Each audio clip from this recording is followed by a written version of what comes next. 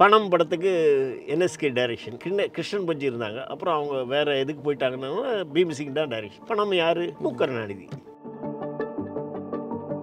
ஒரு படத்துக்கு ஒர்க் பண்ணும்போது நான் எவ்வளவோ ப்ராப்ளங்களை சந்தித்தேன். ப்ராப்ளம்னா அவர் எப்படி நான் இது பண்ணுறேன். இவர் வந்து 18 படம் பண்ணியிருக்காரு. ஆச்சரியமாக இருக்குது. Background scored by, composed by Ilaiyaraaja, played by Madras chamber of orchestra. எல்லாம் அந்த ஆர்கெஸ்ட்ரா ஆயிடுச்சு, கைத்தட்டினாங்க. அது மாதிரி தனியாக போட்டுருக்கீங்க. ரொம்ப பேர் சொல்கிறான் ராணிப்பேட்டைன்னு. அந்த ஊருக்காரர்கிட்டே கேட்டேன், ராணிப்பேட்டைன்னு எப்படியா பேர்? அவங்க என்ன பண்ணிடுறாங்க, இவனை பிடிக்கவே முடியல தேசிங்க இங்கிலீஷ்காரனால். ஏன்னா அந்த குதிரை வந்து அவ்வளோ ஃபாஸ்ட்டாக போகும். அதனால் அவனை பிடிக்கவே முடியல. எப்பட்றா அப்படின்னு சொல்லிட்டு இது பண்ணும்பொழுது இவன் சொல்லி கொடுத்துட்றான். ஒன்றும் இல்லை, அந்த அப்போ அந்த அம்மா என்ன பண்ணுது, ராணி. அப்போ இது இறந்துட்டோன்னே அது என்ன பண்ணுது, சதி ஆகிடுது. ஹஸ்பண்ட் இறந்துட்டான்னொன்னே அந்த இதுலேயே போய் அந்த ஸ்கல்ப்டர் எப்படி பண்ணியிருக்காங்க. என்ன ஆச்சுன்னா அதில் இன்னும் கூட பாருங்கள், அந்த கால் வைக்கிற அந்த இதில் கடிவாளம் அது இல்லை. ஏற்றிட்ட பிறகு தான் தெரியுது அந்த ஸ்கல்ப்டருக்கு சூசைட் பண்ணிக்கிட்டான்.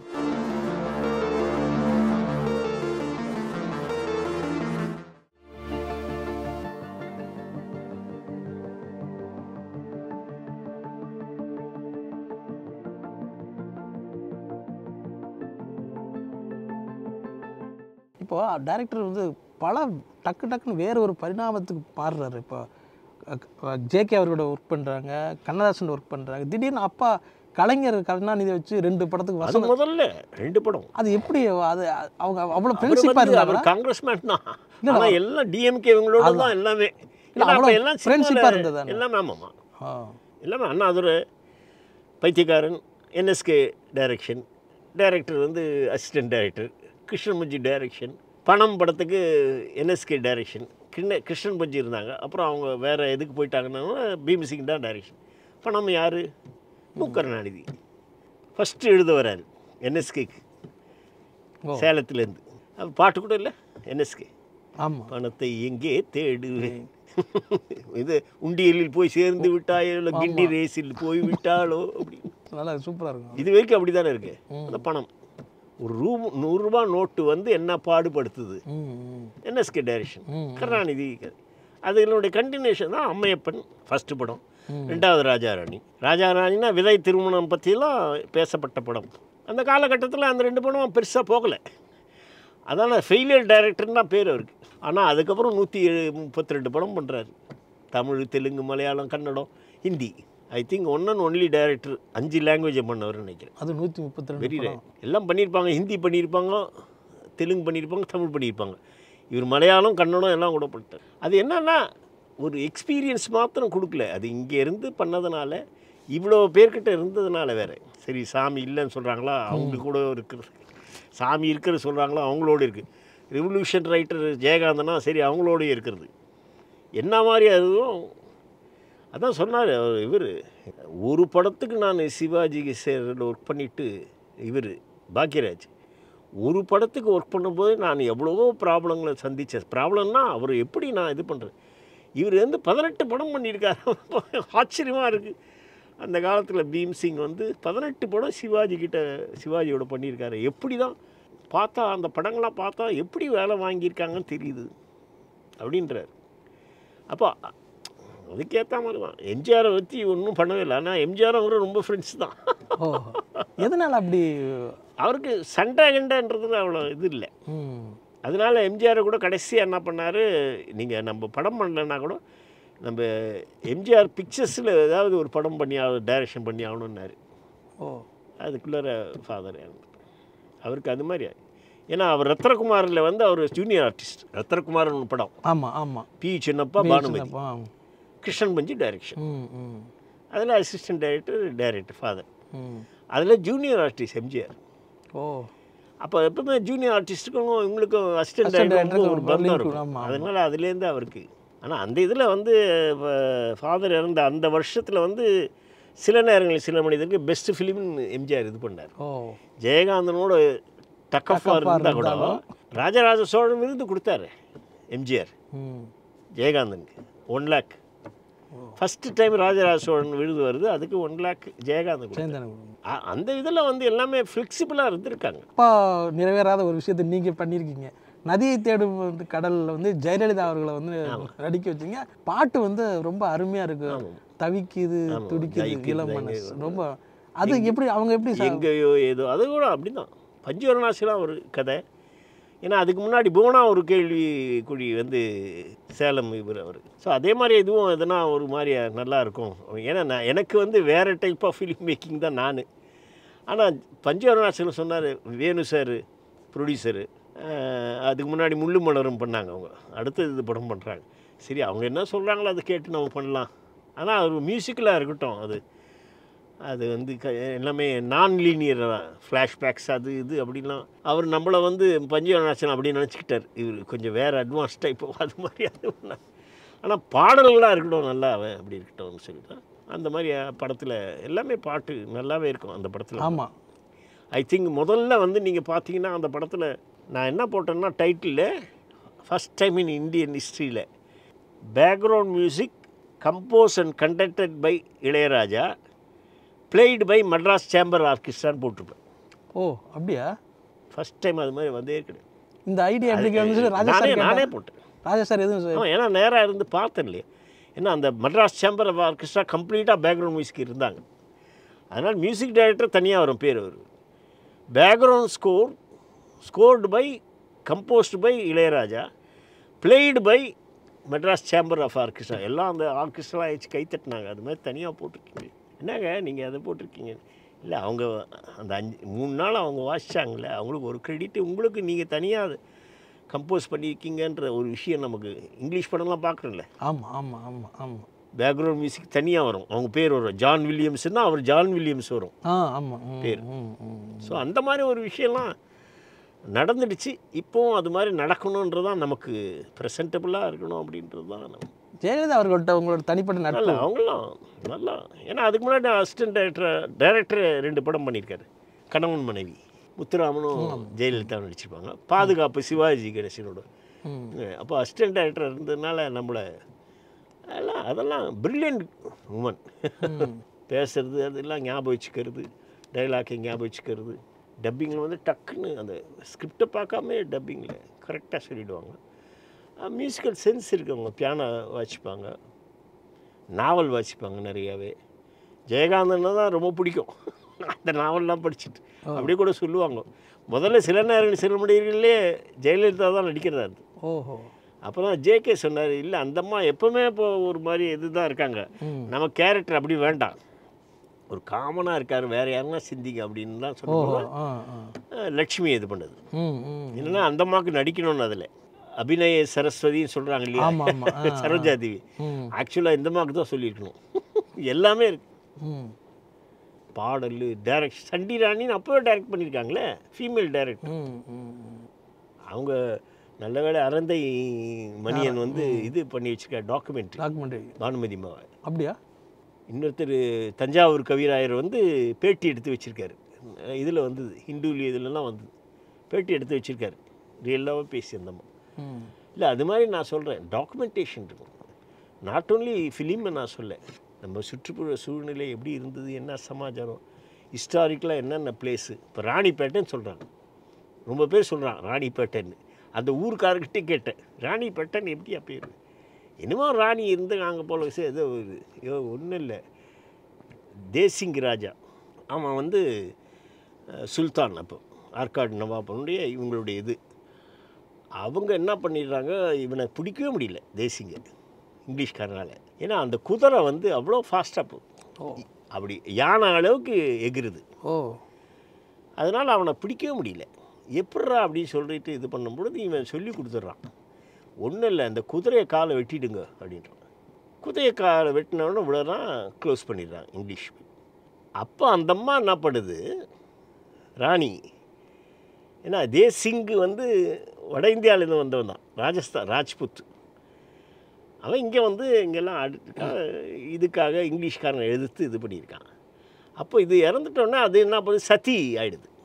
ஹஸ்பண்ட் இறந்துட்டான்னொன்னே அந்த இதுலேயே போய், அப்போ நவாபுக்கு தாழலை, என்னடா அது நம்ம காமிச்சு கொடுத்ததுனால தானே அவ்வளோ பெரிய வீரன் இறந்துட்டான், அதனுடைய இதுவாக அந்த ராணியை இறந்துட்டாளே அப்படின்னு அந்த இதை எடுத்துன்னு போய் கிரேவ் யார்டு வச்சுருக்காங்க ராணிப்பேட்டையில். அவன் தான் பண்ணது, ஒரு ஆற்காடு. அப்போது இஸ்லாமியர்களுடையது இந்துக்களுடையது எவ்வளோ இதுவாக இருந்திருக்குன்றது, தன்மையாக இருந்திருக்கு. அதை எடுத்துமே கிரேவியார்டு இருக்குன்னுவாங்க. தேசிங் ராஜாவுடைய மனைவி, அதனால அந்த ராணின்றால் ராணிப்பேட்டை. அதனால தான் அந்த ஊர் பேர். இப்போ ஆஷ் துரை இங்கே தானே சுட்டு கொல்லப்பட்டான். ஆஷனுடைய கிரேவியார்டு எங்கே இருக்குது? இங்கே தான் இருக்குது, பாளையங்கோட்டையில் இருக்குது. நான் அதெல்லாம் போய் பார்த்துட்டேன். அப்போ நம்ம கொன்னது முக்கியம் இல்லை நமக்கு, அந்த கிரேவியார்டு இங்கே இருக்கிய, சமாதி இங்கே இருக்க. இங்கிலீஷ்காரனுடைய சமாதி, ஏன்னா இங்கேருந்து எடுத்துன்னு போக முடியாது அந்த காலகட்டத்தில் இல்லையா? அப்போ இங்கே தான் போச்சுக்கா. அப்போ எவ்வளோ ஆங்கிலேயர்களுடைய கிரேவியார்டு இங்கே இருக்குது இப்போ பாருங்க. இதெல்லாம் ஒரு டாக்குமெண்டேஷன் தானே, ஆவணப்படுத்தணுன்ற ஒரு விஷயம். ஆமாம், கண்டிப்பாக. அவன் எப்படி நம்மளை எதிர்த்தான் அதெல்லாம் வேறு விஷயம். காந்தி சர்ச்சில் தானே சொல்கிறாரு, 40 வருஷமாக ஒரு எதிரியாக இருந்தார் எங்களுக்கு காந்தி, ஆனால் சுட்டது உங்கள் ஆளுங்க தானே அப்படின்னா. நாங்கள் ஒன்றுமே பண்ணலையே அப்படின்றான் சர்ச்சில் சொன்ன வார்த்தை. அப்போ அதை ஆவணப்படுத்துறதுன்றது எவ்வளோ பேர் அது மாதிரி சொல்லியிருக்காங்க பல விஷயங்களை, இந்தியாவை பற்றி, சென்னையை பற்றி. இப்போ இந்த மன்றோ ஸ்டாச்சு இருக்க ரொம்ப பேருக்கு தெரியலையே. மன்றோ ஸ்டாச்சு, குதிரை, கருணாநிதி கூட அதை எடுக்கணும் ஒரு தடவை கூட சொன்னாங்க. நமக்கு அதெல்லாம் ஒன்றும் தெரியல. அந்த ஸ்கல்ப்டர் எப்படி பண்ணியிருக்கான், அது ஒரு ஒரு ஸ்க்ரீன் போட்டுக்கிட்டு துணி போட்டு ஏற்றி அப்படி உட்காந்து என்ன ஆச்சுன்னா, அதில் இன்னும் கூட பாருங்கள், அந்த கால் வைக்கிற அந்த இதில் கடிவாளம் அது இல்லை. அதை பார்த்துட்டு ஏற்றிட்ட பிறகு தான் தெரியுது அந்த ஸ்கல்ப்டருக்கு சூசைட் பண்ணிக்கிட்டான். என்னடா ஒரு மாஸ்டரு, ஒரு கேப்டன், அவன் கடிவாளம் இல்லாமல் கால் இப்படி தொங்குது. இப்போ போய் கூட பாருங்கள், இதுவே ஒரு டாக்குமெண்டேஷன் தான். ஏறினாலாம் இப்போ கடிவாளம் இருக்குமே, வேற காலை வச்சு தான் ஏறணும். எப்படி ஏற முடியுமா? நம்ம சினிமாவில் ஏறுற மாதிரி ஏற முடியாது. அப்போ அது இல்லையே, கடிவாளன்றது இதுவும் கீழே சாணம்னு சொல்லுவாங்க இந்த இதை. அப்போ அவன் தான் மன்றோவுக்கும் காது கேட்காது கம்ப்ளீட்டாக, ஆனால் நல்லா ஹீட். அவனுடைய செலவில் தான் இந்த ட்ரைனேஜ் சிஸ்டமே பண்ணது. இந்த சவுகார் பேட்டன் ஒன்று இருக்குது, இன்னும் கூட போய் பாருங்கள், எங்கே தான் அந்த இது இருக்குது அங்கே பாருங்கள், தண்ணியே நிற்காது. சின்ன சின்ன சந்து, இங்கே எவ்வளோ பெரிய சந்தில் நிற்கிது தண்ணி. அவன் பாருங்கள் அவ்வளோ கரெக்டாக பண்ணியிருக்கான். ஒரு மன்றோ அவனுடைய செலவிலே பண்ணியிருக்கான். அப்போ அதெல்லாம் ஆவணப்படுத்தணும். சாதாரணமாக எல்லாத்தையும் ஆவணப்படுத்தணுன்றது தான் நமக்கு முக்கியம். அது ரொம்ப முக்கியமாக வந்து கவர்மெண்ட் வந்து இந்த ஆவணப்படுத்துகிற பசங்களுக்கு இவங்களுக்கு வந்து நிறையா வந்து கொடுக்கணுன்ற ஒரு விஷயந்தான். மானியம் கொடுங்க, அப்போ பண்ணுவாங்க பசங்க. அதுதான் முக்கியம். அது இது மூலமாக நான் தெரிவிச்சுக்கிறேன்றது தான் விஷயம். இன்றைக்கி வர்ற எடிட்டிங் இதெல்லாம் பார்க்குறீங்களா நீங்கள்? நல்லா பண்ணுறாங்க, ப்ரெசன்டபுளாக இருக்குல்ல. இந்த டிஜிட்டலுக்கு அப்புறம் எடிட்டிங்கில் வர்ற இன்னொரு மாற்றம் என்ன, அதில் கற்றுக்க முடியாமல் எதுவும் இருக்காது? ஆமாம்மா, அதுவும் இருக்குது. அதாவது சிஸ்டத்தை ஆப்ரேட்டராக எல்லாம் தெரிஞ்சுக்கிறாங்க. இன்னும் வந்து கண்டென்ட் வயசாக அவங்களுக்கு கொஞ்சம் அதில் போகணும். அதனால் நான் திருப்பி சொல்கிறேன், படிங்க, வாசிக்கிற பழக்கம் கொஞ்சம் வேணும். வேறு ஒன்றும் வாசிக்கலைன்னா கூட பேப்பரை வாசிங்க, அது போதும். தினமணியில் என்ன வந்திருக்கு, தினத்தந்தியில் என்ன வந்திருக்கு, தினமலரில் என்ன வந்திருக்கு, மாலை மலரில் என்ன, ஈவினிங் இது பேப்பர் என்ன பேப்பர், அதில் என்னென்ன விஷயங்கள் வந்திருக்கு. அப்படி பார்த்து தான் இந்தியன் எக்ஸ்பிரஸில் பார்த்தது தான் எனக்கு வந்து நாக் அவுட்டினுடைய ஒரு இது ஷார்ட் ஃபிலிம் பண்ணதுக்கு. ஜாதவ்னு சொல்லி ஒரு ஃபைட்டர் நார்த்தில், அவன் வந்து அவனே செலவு பண்ணி தான் இதுக்கு ஆஸ்காருக்கு இதுக்கு போயிருக்கான், ஒலிம்பிக்கு. அந்த ஊர் ஜனங்கள்லாம் சேர்ந்து இவன்னா நல்லா ரெஸ்ஸுமாக பண்ணுறான் ரெஸ்லிங் அப்படின்னு. கவர்மெண்ட் அனுப்பலை, கவர்மெண்ட்டு வேறவங்களாம் தேர்ந்தெடுத்து அனுப்பிச்சிருக்கு. இவன் போயிட்டு பிரான்ஸ் மெடல் வாங்கியிருக்கான். அதே வந்து பெரியாழ்வார் இது பாருங்கள் எங்கே இருக்குது பாருங்கள், மதுரையில் உள்ளே போகிற இதுக்கு போகும்போது பழமுதிர் சோலைக்கு மேலே போகும்போது இருக்குது கிரேவியார்டு. அது மேலே ஆட்டு புழுக இழுக்க தான் இருக்குது, ஆடுங்க வந்து படுத்துட்டு. அந்த ஃபோட்டோவும் இவனுடைய ஜாதவ் இப்போ இருக்கிற அவனுடைய ஜிம்மு அந்த ஊரில் ஒரு மாட்டு தொழுவமாயி, இது ரெண்டுத்தையும் ஒரு ஃபோட்டோ வந்துருந்தது இந்தியன் எக்ஸ்பிரஸில். இதை பார்த்த உடனே ஆஹா, ஒரு பாக்ஸருடைய இது கிரேவியார்டு இங்கே இருக்குது, வந்து அதை விட்டுட்டு மானுமெண்ட் இன்னொரு இடத்துல கட்டுறாங்கன்றது தான் பேசிக்.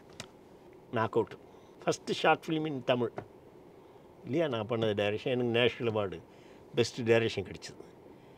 பிளாக் அண்ட் ஒயிட்டு தான். அது பார்த்தது தான் அந்த படிக்கும்போது சில. இப்போ வந்து நிறையா வருது. இப்போ இந்த இடத்துல என்னென்ன இருக்குது, அங்கே சும்மா நம்ம செல்லை பார்த்தோமா அதனால தான் அதை பார்த்துட்ருப்பேன் நான்.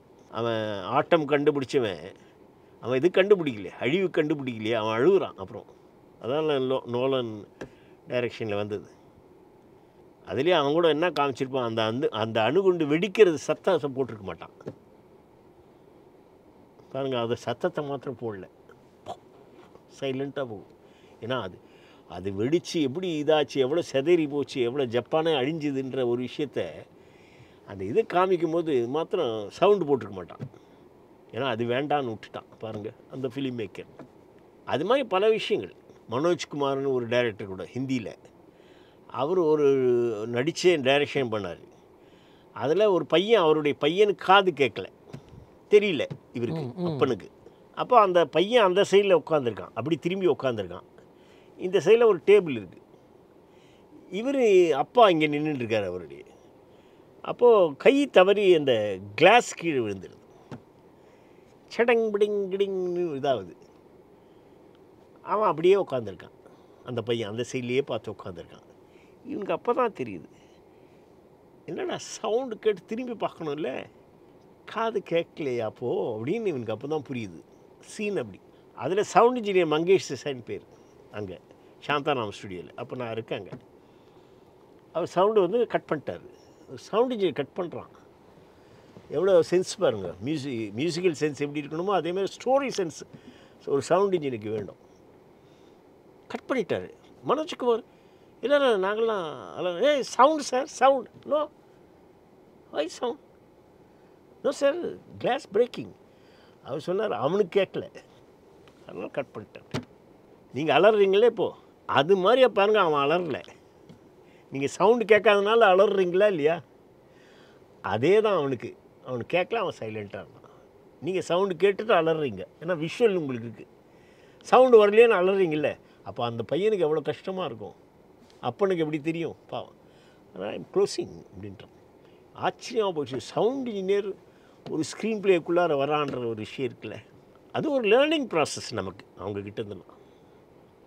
அதுதான் இன்னும் நம்மளை தூக்கிட்டு போகுது. வேறெல்லாம் நம்ம சிந்திக்கிறோம். இதுலேயே கூட தெய்வானி அந்த இதிலே மேலே ஒரு எக்ஸசைஸ் ஒருத்தர் பண்ணியிருக்காரு, ஒரு வயசானவர்.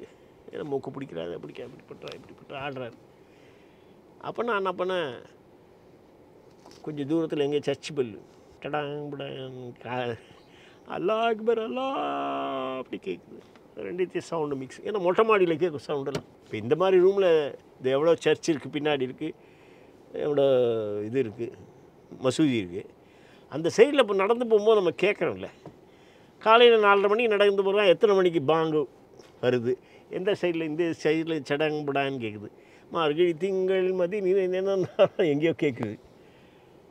இது அப்படியே வந்து எஃபெக்ட்ஸில் எடுத்துக்கணும், மியூசிக்கே இல்லாமல் கூட இருந்தால் கூட நல்லாயிருக்கும். இப்போ வருது நமக்கு அந்த அட்மாஸ்ஃபியரை கொஞ்சம் பார்க்குறதுனாலே நம்ம இது மாதிரிலாம் போகணும். எடிட்டர்ஸும் போகணும், எஃபெக்ட்ஸ் சவுண்ட் போகணும், டைரக்டர்ஸ் போய் ஆகணும். காலையில் எப்படி விடியுது, என்னென்ன சவுண்ட்லாம் மெதுவாக வருது, ஃபிட்லர் அந்த ரூஃப்னு படத்தை பாருங்கள் எப்படி வருது பாருங்கள். கொஞ்சம் கொஞ்சமாக காக்கான்னு எங்கேயோ கத்துது, அப்படிலாம் வருது. மெதுவாக பேன் பண்ணினே வரலாம், சன்ரைஸ் ஆகுது, கீச் கீச் கீச் கீச் சிங்கிளாக ஒரு பேர்டு. அப்புறம் எப்படி அது விடிவு ஃபுல்லாக வருது அந்த கிராமத்துக்கு, என்னென்ன சவுண்ட்லாம் வருது, வாத்து காக்கா காக்கா காக்கா நடந்து போகுது, என்னென்னலாம் மிக்ஸ் பண்ணுறோம். அப்போ நீ காலையில் எழுந்திரிச்ச விட என்னென்ன சவுண்டு வருதுன்னு பாரு. அப்போ உனக்கு எழுதும் பொழுதே நீ எழுதிடலாம். இந்த அதுதான் நாவலில் வருது, அந்த காலை பொழுதில் அப்படின்னு ஆரம்பிப்பாங்க. காக்கைகளும் குருவிகளும் கோட்டான், இரவு நேரத்தில் அந்த கோட்டான் சத்தம் அப்படி எழுதியிருப்பாங்க. நாவலில் பாருங்கள் வரும். ஸோ அவங்களாம் அங்கே போனதுனால, அப்படியே போய் பார்த்ததுனால தான் நாவலில் எழுதுகிறாங்க, ஒரு சிறுகதையிலையும் எழுதுகிறாங்க. அந்த இது ரொம்ப முக்கியம். வந்து ஃபிலிம் மேக்கருக்கு வந்து போய் வெளியே பார்க்கணுன்ற. இவ்வளோ நேரம் எங்களோட டைம் ஸ்பெண்ட் பண்ணதுக்கு ரொம்ப நன்றி சார், ரொம்ப நன்றி. வாழ்த்துக்கள். வாழ்க வாழ்க வாழ்க வளம். வாழ்க வளம்.